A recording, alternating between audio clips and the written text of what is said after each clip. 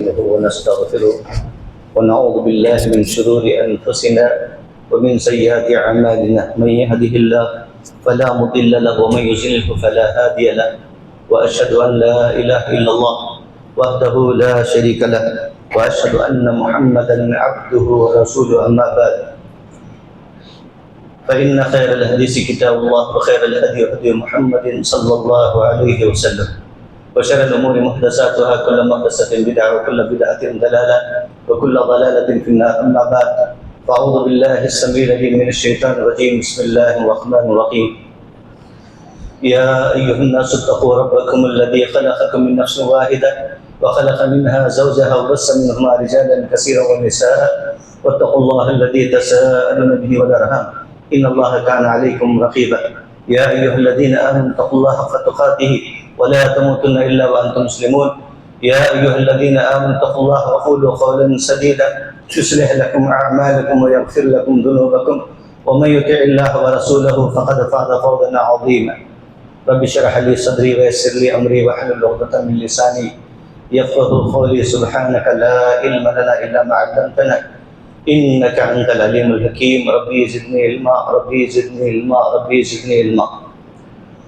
معزز حاضرین جمعہ، پردہ نشین خواتین، ہر قسم کی تعریف حمد و ثنا بڑائی عظمت و کبریائی اللہ وحدہ لا شریک، خالق کائنات، مالک ارض سما کے لیے لائق و زیبا ہے. وہی اللہ رب العالمین ہے جس نے ہمیں اشرف المخلوق بنایا. وہی اللہ رب العالمین ہے جس کے قبضہ قدرت میں ہم سب کی جانیں ہیں. وہی اللہ رب العالمین ہے جس نے ہم انسانوں کی رشد و ہدایت کے لیے ہمارے آخری نبی جناب محمد رسول اللہ صلی اللہ علیہ وسلم کو نبی اور رسول بنا کر مبعوث فرمایا. انگنت لامحدود درود و سلام نازل ہو چکے تمام انبیاء علیہم الصلاۃ والتسلیم پر، بالخصوص ہم سب کے آخری نبی جن کا نام گرامی محمد اکرم صلی اللہ علیہ وسلم، وہ ذات مقدسہ مبارکہ مطہرہ کہ جنہیں اللہ رب العزت نے رحمت کائنات بنا کر بھیجا، جن کے ذریعے کائنات ہدایت اور رہنمائی کا بندوبست فرمایا. اس مختصر حمد و صلات کے بعد حاضرین، اللہ تبارک و تعالیٰ کا بے حد شکر احسان ہے کہ اللہ تعالیٰ نے ہم سب کو جمعہ کا دن نصیب فرمایا، ساتھ ہی ساتھ نماز جمعہ کی ادائیگی کے لیے اول وقت پر پہنچنے کی توفیق بخشی.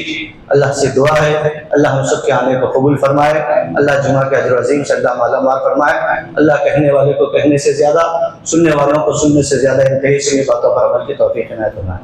آمین. حاضرین، پیارے نبی جناب محمد رسول اللہ صلی اللہ علیہ وسلم کا یہ معمول تھا کہ آپ علیہ الصلوۃ والسلام یعنی خطبہ مسنونہ، خطبہ حاجہ میں 3 آیتیں تلاوت کیا کرتے. جب کبھی آپ خطبہ دیتے تو ان آیتوں کا اہتمام فرمایا کرتے.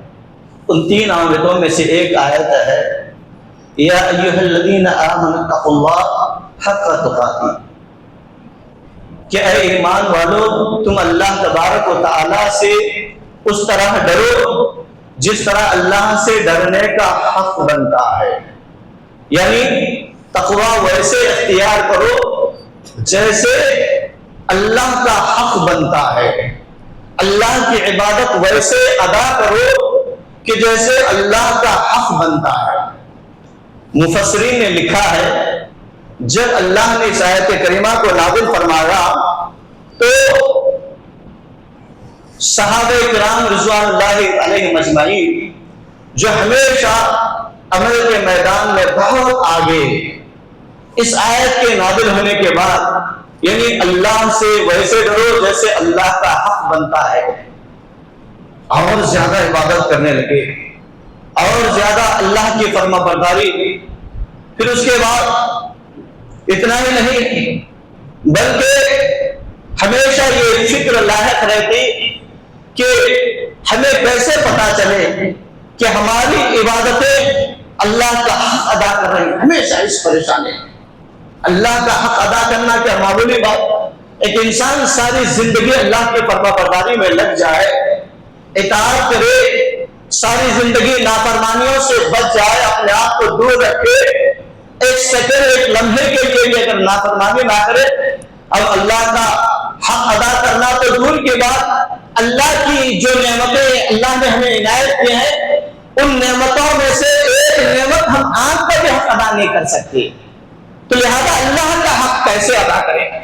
بھائیو ماں باپ کے سلسلے میں یہ بات آئی ہے کہ اتنا بڑا مقام اللہ نے ماں باپ کا دیا ہے کہ گویا ایک انسان جتنی بھی خدمت کرے والدین کی، جتنا بھی احترام کرے، جتنی فرما برداری کرے، تو لہذا وہ کبھی اپنے والدین کے حق کو ادا نہیں کر سکتا، حق کو ادا نہیں کر سکتا۔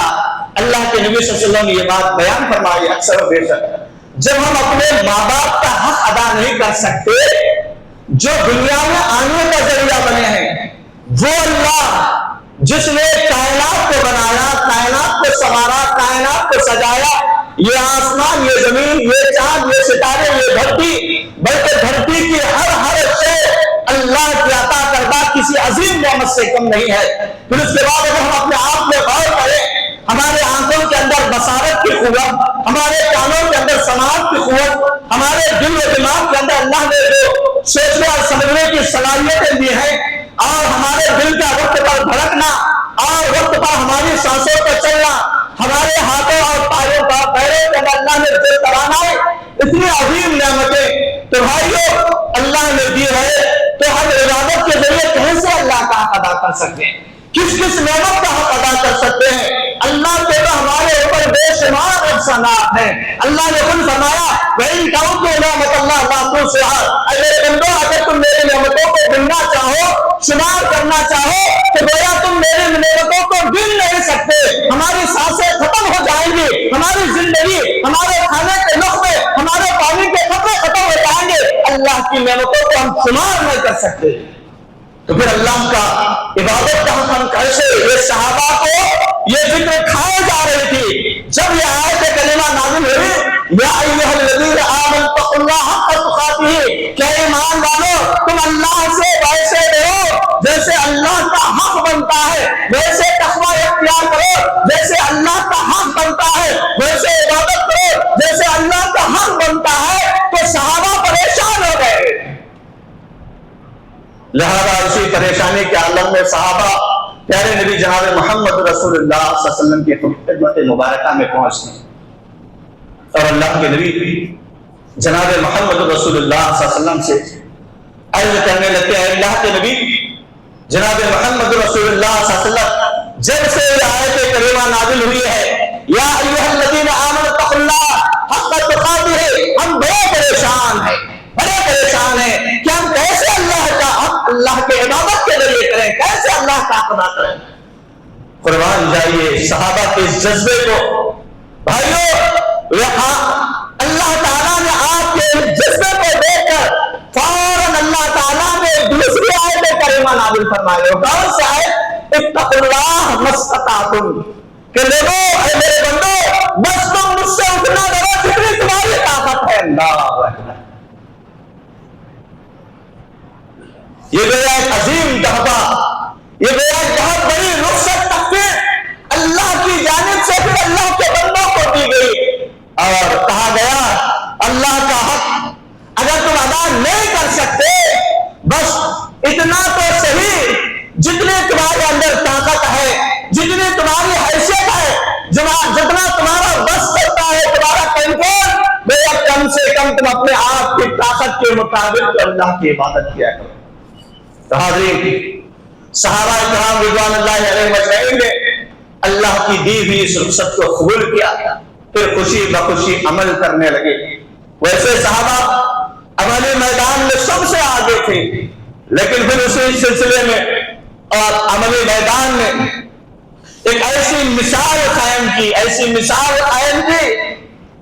جہاں اللہ نے پیارے نبی صلی اللہ علیہ وسلم کے تعلق سے فرمایا لقد كان لكم في رسول الله اسوة حسنة، کہ لوگوں اس بات کو کان کھول کر سن لو کہ پیارے نبی جناب محمد رسول اللہ صلی اللہ علیہ وسلم تمہارے لیے آئیڈیل ہے، ماڈل ہے، نمونہ ہے، مثال ہے۔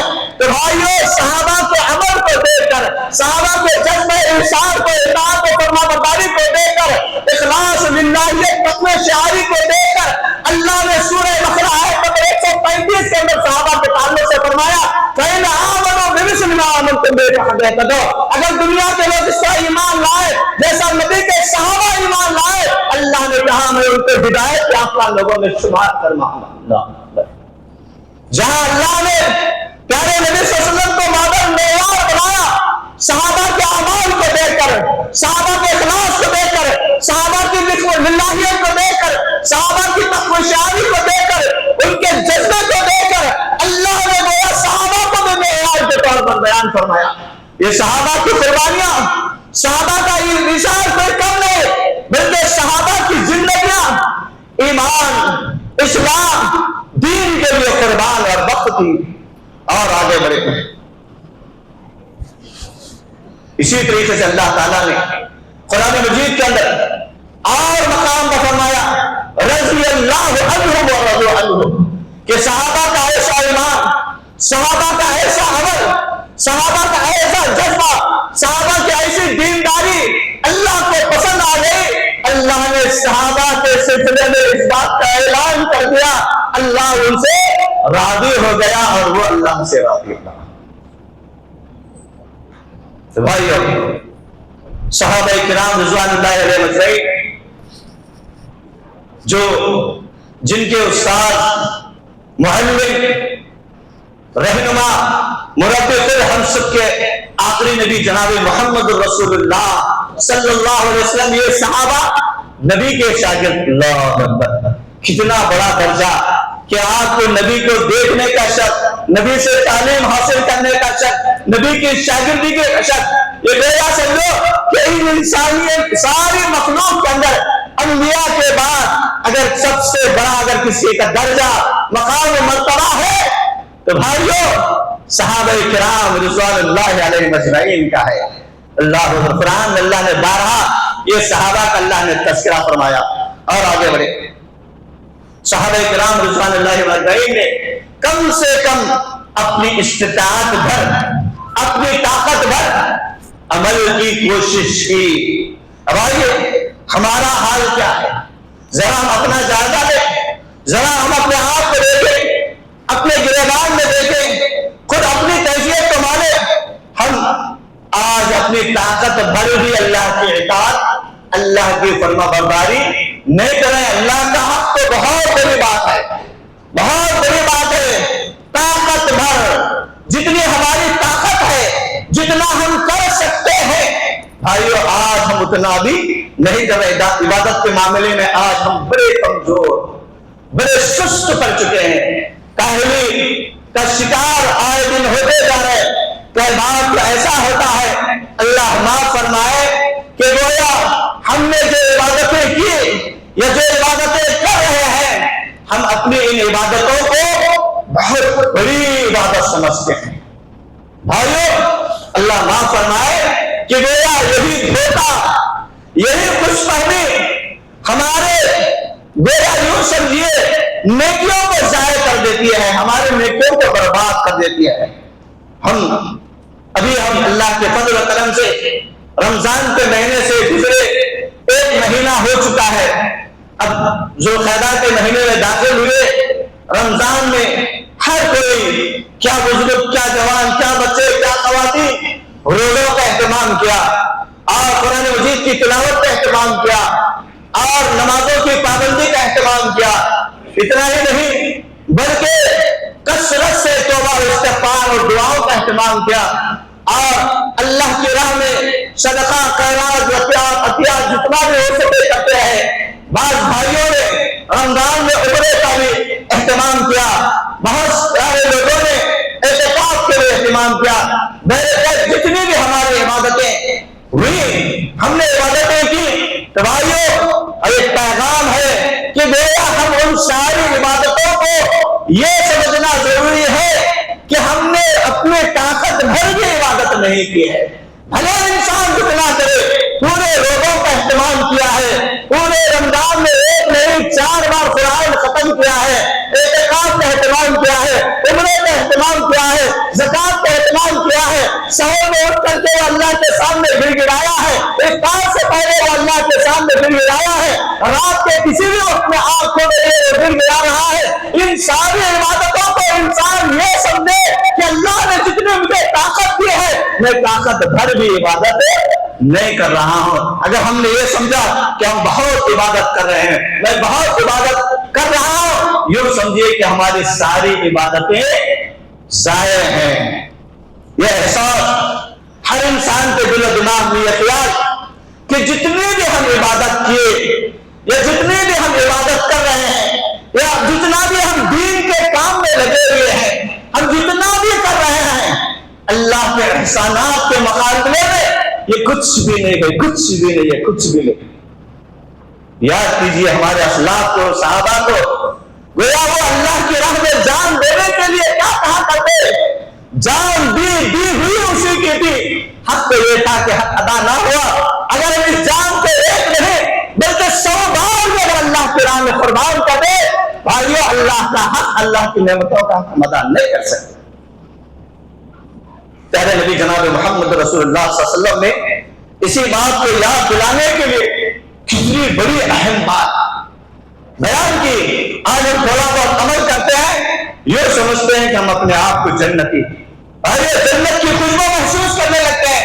نہیں، اللہ کی رحمت جب تک جس انسان کے ساتھ نہ ہو وہ قیامت کے دن کامیاب، وہ قیامت کے دن جنت کا حقدار ہرگز نہیں بن سکتا۔ صحیح بخاری کی روایت ہے جس کے راوی حضرت ابو ہریرہ رضی اللہ تعالیٰ بیان فرماتے ہیں، پیارے نبی جناب محمد رسول اللہ صلی اللہ علیہ وسلم نے ارشاد فرمایا، لَن يَدْخُلَ أَحَدُكُمْ بِعَمَلِهِ الْجَنَّةَ۔ اس بات کو سن لو کہ کوئی بھی انسان اپنے اعمال کے بدولت جنت میں ہرگز داخل نہیں ہوگا۔ صحابہ کے سامنے جو بھی بات آتی، صحابہ فوراً اللہ کے نبی صلی اللہ علیہ وسلم سے ڈائریکٹ سوال کرتے۔ علم کے صحابہ بڑے حریص تھے۔ جب اللہ کے نبی نے یہ بات کہی کہ کوئی بھی انسان اعمال کی بدولت جنت میں ہرگز نہیں جائے گا، ڈائریکٹ صحابہ اللہ کے نبی سے پوچھتے ہیں، ڈائریکٹ کیا پوچھتے ہیں؟ وَلَا أَنْتَ يَا رَسُولَ اللَّهِ، اللہ کے نبی صلی اللہ علیہ وسلم کیا آپ بھی اعمال کی بدولت جنت کے اندر نہیں داخل ہوں گے؟ پیارے نبی جناب محمد رسول اللہ صلی اللہ علیہ وسلم نے فرمایا، وَلَا أَنَا، کہ میرے صحابہ اس بات کو سن لو کہ میں بھی اعمال کی بدولت جنت کے اندر نہیں داخل ہوگا، الا ان يتغمدني الله برحمته، جبکہ اللہ مجھ کو اپنے آغوش رحمت میں ڈالے۔ اللہ کی رحمت، اللہ کا فضل، اللہ کا کرم، اللہ کا اکرام جب تک میرے اوپر بھی نہ ہوگا، میں بھی جنت کے اندر داخل، جنت کا حقدار نہیں بن سکتا۔ تو بھائیو، انسان جتنا بھی عمل کرے، عمل ہے، وہ عمل جنت کی قیمت نہیں بن سکتا۔ عمل بھلے احادیث کے اندر آیا ہے کہ من بنا للہ مسجدا بنى اللہ لہ بیتا فی الجنہ، جو انسان اللہ کے لیے گھر بنائے، اللہ اس کے لیے جنت میں گھر بنائے گا۔ یہ کب ہوگا؟ یہ اس وقت ہوگا کہ آدمی اللہ کا گھر بنانے کے بعد اللہ کے سامنے اس کی قبولیت کے لیے روتا رہے، تب جا کر کے وہ عمل اس کے لیے اللہ کے فضل سے، اللہ کی رحمت سے اللہ کی جنت کا حقدار، جنت میں گھر کا حقدار بن سکتا۔ حضرت ابراہیم علیہ السلام کو لیجیے، اسماعیل علیہ السلام کو لیجیے، یہ کیسی ہستیاں ہیں، یہ کیسی ہستیاں ہیں، یہ وہ ہستیاں ہیں جن کو اللہ نے اپنا خلیل کہا، وہ خلیل جس کو اللہ نے کعبہ بنانے کا حکم دیا اور بنا رہے، برگزیدہ نبی پیغمبر ہے۔ بھائیو، ایک ہی جنتے جا رہے، اللہ سے دعا کر رہے، ربنا تقبل منا، اے اللہ تو مجھ سے یہ عمل کو قبول کرنا، اللہ ہم سے اس عمل کو قبول کرنا۔ بھائیو، صرف رمضان کے روزے، رمضان کی عبادتیں، یا اسی طریقے سے حج، عمرہ، زکات، جتنے بھی اعمال ہیں، صرف اعمال کرنے سے انسان جنت کا حقدار نہیں، جب تک کہ انسان کے اندر عاجزی آئے، انکساری آ جائے، تواضع آ جائے گا۔ یہ عاجزی، انکساری، تواضع کب آتا ہے؟ جب ہمارے اعمال اللہ کی بارگاہ میں مقبول ہو، جب ہم عبادتوں کا سلسلہ جاری رکھیں، عبادت کے سلسلے کے ساتھ ساتھ اللہ کے سامنے عبادات کی قبولیت کے لیے دعائیں کریں۔ جب انسان قبولیت کے لیے دعائیں کرتا ہے، اللہ کے سامنے مسلسل روتا ہے قبولیت کے لیے، تب جا کے وہ انسان اللہ کی رحمت، اللہ کے فضل کا حقدار ہوتا ہے۔ تو بھائیو، اسی لیے پیارے نبی صلی اللہ علیہ وسلم نے ایک موقع پر فرمایا من تواضع للہ رفعہ اللہ، جو انسان اللہ کے لیے عاجزی اختیار کرتا ہے، انکساری اختیار کرتا ہے، اللہ اس کے درجے کو بلند کرتا ہے۔ آج کیا ہے بھائیو، ہم نمازی، ہم نیک دیندار ثابت کرتے ہیں، لیکن مسجد کے باہر ہمارا کردار کیا ہے، ہمارا کیریکٹر کیا ہے، ہمارا رویہ کیا ہے، ہمارا سلوک کیا ہے؟ ہر انسان اپنے آپ پر غور کرے بھائیو، کسی اور کے جائزہ نہ لے۔ تو بھائیو، اگر حقیقی معنوں میں ہم مسلمان ہیں، ہم مومن ہیں، ایمان والے ہیں اور اللہ کے محبوب بندے ہیں، ارادت خدا بندے ہیں، تو پیارے نبی صلی اللہ علیہ وسلم نے فرمایا الدین النصیحہ، سارے دین کا خلاصہ اللہ کے نبی صلی اللہ علیہ وسلم نے ایک لفظ میں پیش کیا، ایک لفظ، وہ کیا ہے؟ الدین النصیحہ۔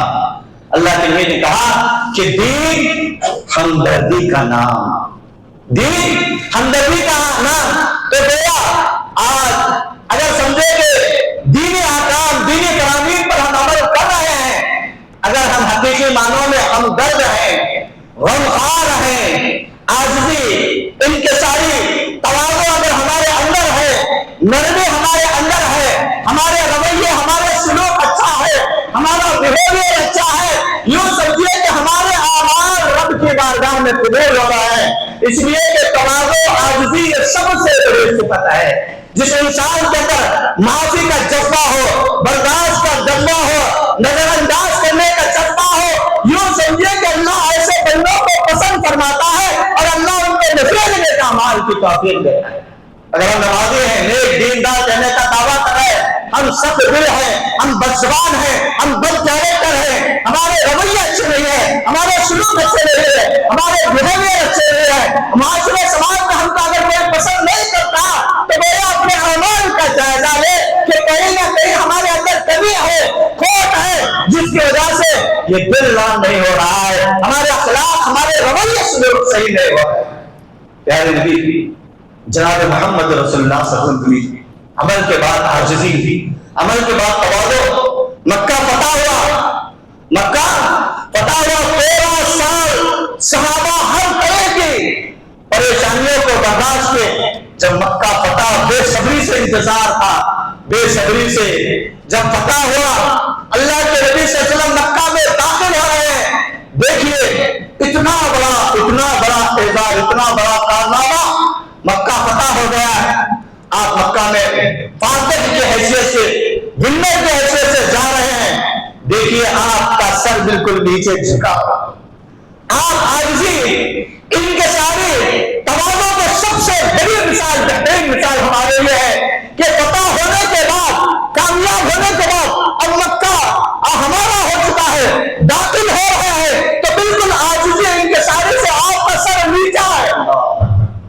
تو بھائیو، فاتح ہونے کے بعد، ونر ہونے کے بعد کیا ہوتا ہے؟ انسان کا سینہ کھل جاتا ہے، وہ شان سے چلنے لگتا ہے۔ لیکن اسلام کے یہ پیغامات ہے کہ اسلام کی تعلیمات ہے، اللہ جس کو جتنی کامیابی دے، جس کو جتنا اونچا دے، اس کو اتنا نرم، عاجز، انکساری بننا چاہیے۔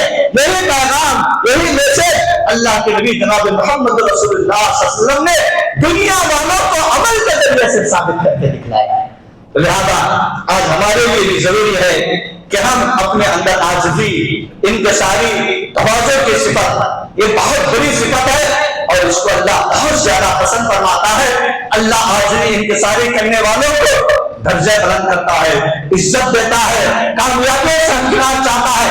آج یہ ہو گیا ہے کہ ہم بھی کسی سے کم ہیں، ایک کا جواب پتھر سے، کوئی ایک مارا ہم 2 ماریں گے۔ بھائیو، یہ نعرے، یہ کلمات اسلامی کلمات نہیں ہے، بلکہ اسلام اس بات کا حکم دیتا ہے آپ ان کو معاف کر دیجئے۔ قربان جائیے پیارے نبی جناب محمد رسول اللہ صلی اللہ علیہ وسلم کو جب آپ طائف پہنچے، لوگوں کو دین کی طرف، اسلام کی طرف، اللہ کی طرف بلائے، لہذا وہاں کے لا علم لوگوں نے آپ پر پتھروں کی بارش کی، اتنا مارا آپ کا جسم لہو لہان، آپ بے ہوش ہو کر گر پڑے۔ جب آپ کو ہوش آیا، اللہ نے آپ کے پاس جبرائیل امین علیہ السلام کو بھیجا۔ پھر آپ سوال کرتے ہیں اے اللہ کے نبی جناب محمد رسول اللہ صلی اللہ علیہ وسلم، آپ ابھی اسی وقت حکم دیجئے ان طائف والوں کو دو پہاڑوں کے درمیان پیس دیا جائے گا۔ قربان جائیے پیارے نبی صلی اللہ علیہ وسلم پر، آپ ساری انسانیت کے لیے رحمت بن کر آئے تھے، رحمت للعالمین۔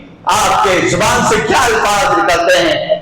آپ کی زبان سے دعائیہ کلمات نکلتے ہیں، اللہم اہدی قومی فإنہم لا یعلمون، اے اللہ تو میری اس قوم کو ہدایت دے، یہ لوگ مجھے نہیں جانتے۔ آپ نے ان کو درگزر کر دیا، آپ نے ان کو ناک پتھر کھا کر خون میں شرابہ ہو چکے ہیں، جسم لہو لہان چنی کی طرح پھٹ چکا ہے، بے ہوش ہو کر ہوش میں آ رہے ہیں، تو آپ کی زبان سے دعائیہ کلمات اللہم اہدی قومی فإنہم لا یعلمون، اے اللہ تو میری قوم کو ہدایت دے، یہ لوگ مجھے نہیں جانتے۔ یہ عاجزی ہے، یہ انکساری ہے، یہ دینداری ہے، یہ گویا انسان، یہ گویا قابل نمونہ ہے۔ بھائیو ایسے وقت میں انسان آپ سے باہر ہو جاتا، حکم دیتا ہے کہ ان کو مار دو۔ نہیں بھائیو، تکلیفیں برداشت کرنا کس کے لیے آپ نے برداشت کیا؟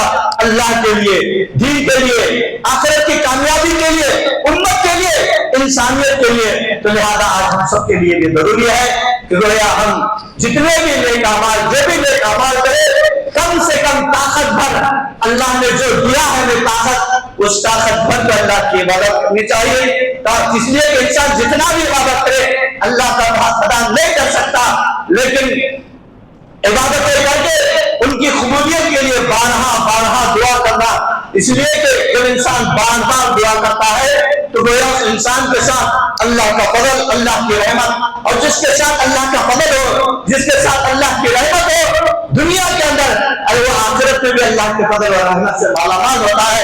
تو کثرت سے اللہ کے فضل کے لیے، اللہ کی رحمت کے لیے، کے سوال کے لیے بھی بارہا دعائیں کرنا کہ گویا وہ ہمارے اعمال کو اپنے فضل سے قبول فرما۔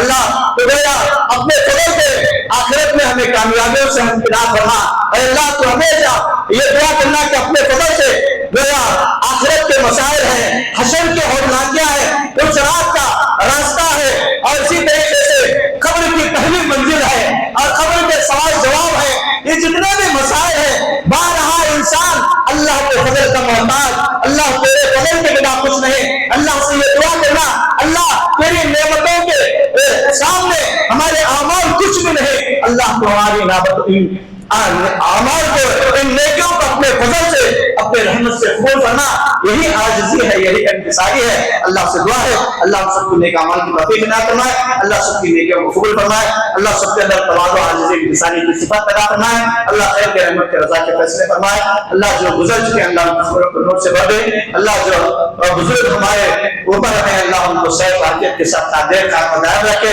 اللہ جو بیمار ہے انہیں شفا عاجلہ کاملہ دائمی عطا فرمائے، جو پریشان ہیں اللہ ان کی پریشانی کو دور فرمائے، جو بیمار ہے اللہ انہیں صحت عاجلہ کاملہ دائمی عطا فرمائے، جو مقروض ہے اللہ ان کو قرض کے بوجھ سے ہلکا فرمائے۔ آمین۔ السلام علیکم ورحمۃ اللہ وبرکاتہ۔